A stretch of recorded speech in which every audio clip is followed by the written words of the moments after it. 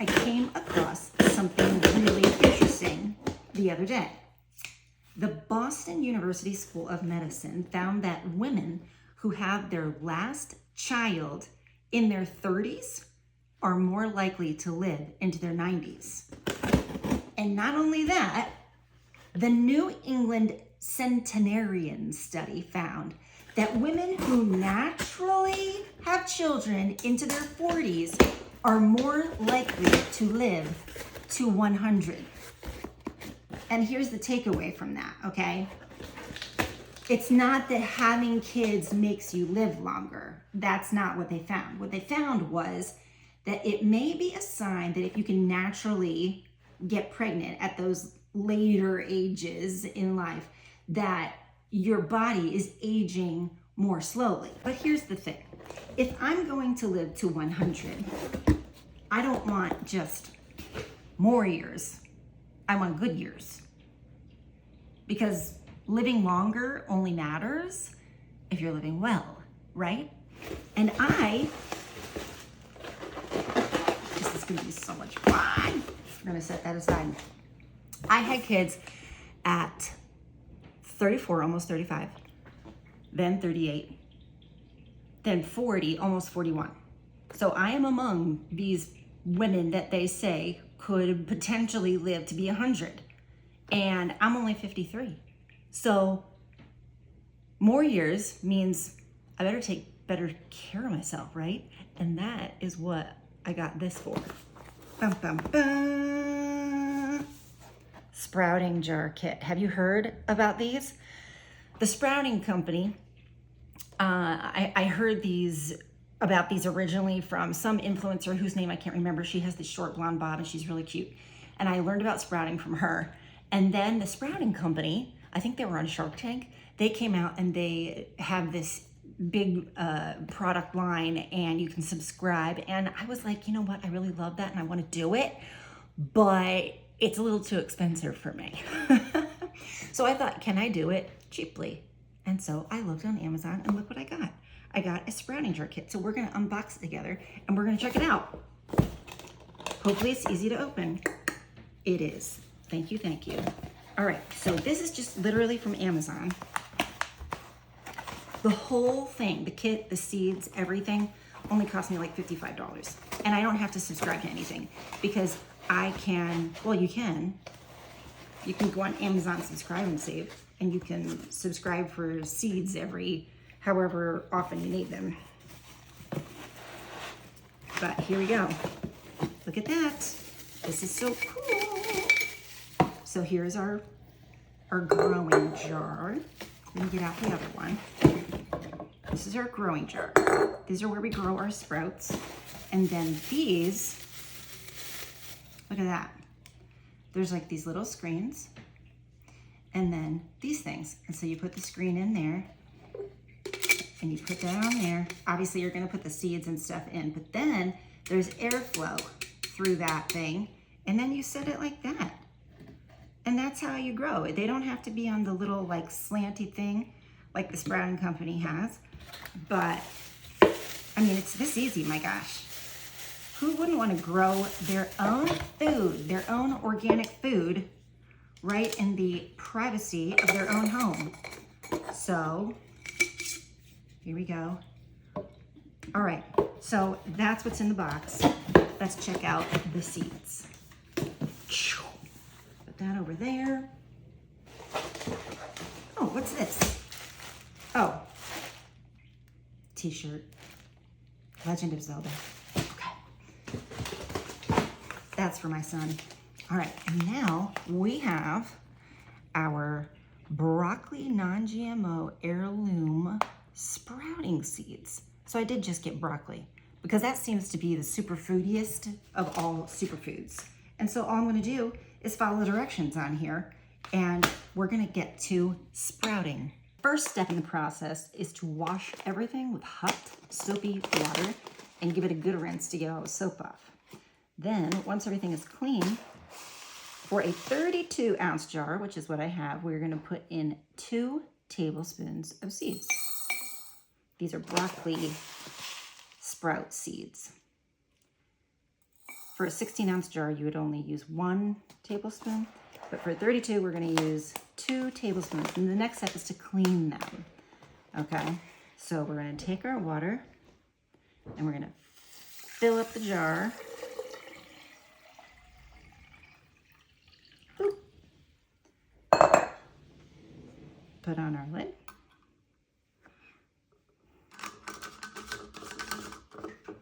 And basically, just give it a swirl.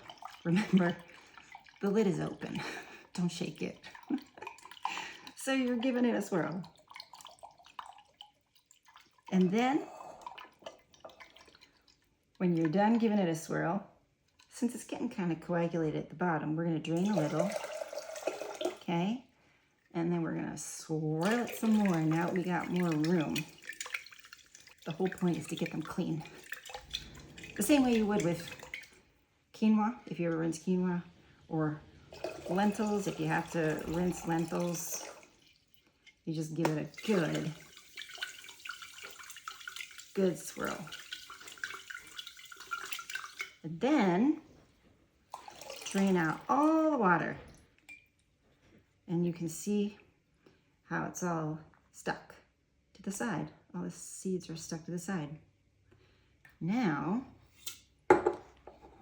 we are gonna get some clean water. And now that we've got our clean water, we're gonna pour it right in there and fill up the jar again. Boop. And you're gonna leave it there overnight, 8 to 12 hours minimum, but you can leave it overnight just like that, and we'll come back and we'll do step 2 tomorrow. All right, it's morning. I don't know if you can see, but you can see that it's a bit cloudy. Yeah, it's a bit cloudy. So we're just gonna dump out that cloudy water.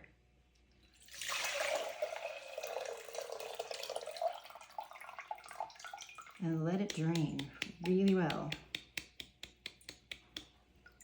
Dump out the other one. Yeah, that water smells earthy. And then I believe the idea is to just spread the seeds around. So shake them around so that they sort of cover the wet area on the inside of the glass. Like that. And then let all that excess water drain. Now you don't do anything with it until tonight. And tonight, we're gonna rinse them again, fill it with water, rinse them, rinse them, rinse them, drain them, drain them, drain them, and do the exact same thing. This is after day 1. Do you see that?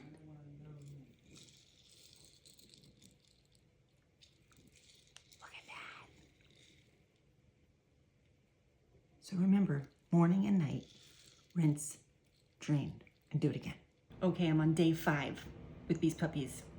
Day 5 in the afternoon, and I'm gonna open up one to see how it's doing, and I'm gonna let the other one go until tomorrow. So we'll just set that aside. It's the first time I've ever done this, so I just wanna make sure I'm doing it right. We're unscrewing that, taking off our little vent thingy. Boop, boop, boop, boop, boop. They're stuck to it still. Look at that. Can you see it? Let's dump it out of there and see what's what.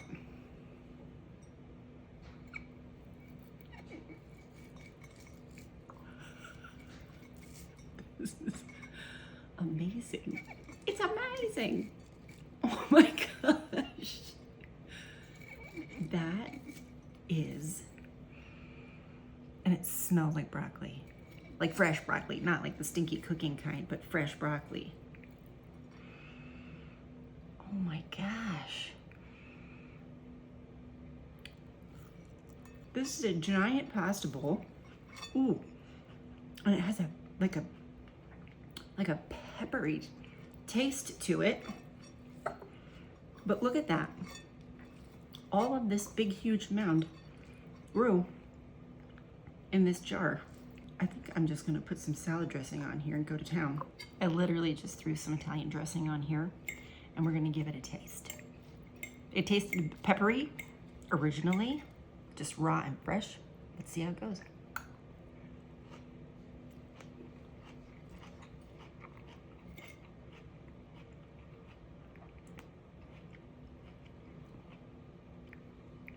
It's like eating a salad with only one ingredient.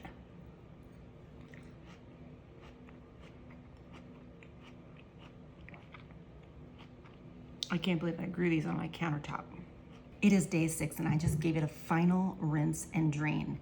And you guys, I think day 6 is the money. Day 6 is the money. Look at how it's different. Yesterday on day 5, it was mostly like white sprouts with some yellowish green leaves. Today, we got full chlorophyll production. The jar is full and it's filled with green, little tiny green leaves. So on day 6, I gave it the final rinse, I gave it the final drain, and we're gonna open. I really think day 6 was better than day 5, but this is my first time, so we're just getting used to things. Look at that. Let's pull that sucker out of there.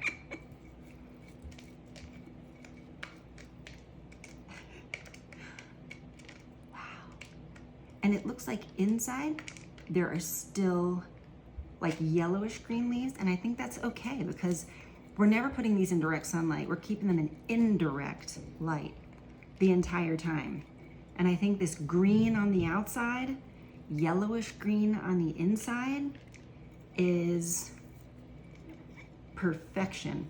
It's done, it's cooked. I think day 5 was fine, but I think day 6 is even better. And it smells broccoli-y. Let's give it a taste today.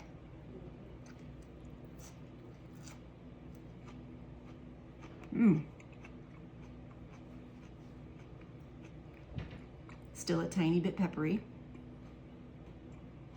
but it tastes so fresh and so good. I've already had these as like a salad, and this morning I had it in a pita with egg, like a fried egg and pita with sprouts.